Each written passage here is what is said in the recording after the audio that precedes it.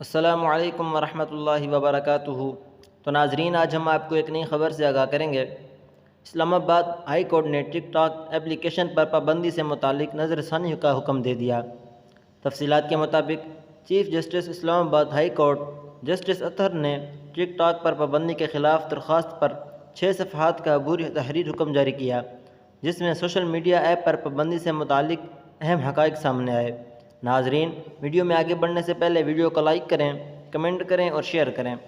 جی ناظرین، اسلام آباد high court کی جانب سے جاری حکم نامے میں کہا گیا کہ پاکستان ٹیلی کمیونیکیشن اتھارٹی ٹک ٹاک ایپ پر مکمل پابندی کے لیے وضاحت نہیں دے سکی۔ پی ٹی اے کے وکیل نے پشاور اور سندھ ہائی کورٹ کے منظور احکامات کا حوالہ دیا، لیکن پشاور اور سندھ ہائی کورٹ کا کوئی حکم نہیں دکھا سکے۔ ناظرین، اسی طرح معلوماتی ویڈیو دیکھنے کے لیے ہمارے چینل کو سبسکرائب کریں اور بیل آئیکن کو دبانا مت بھولیں۔ شکریہ۔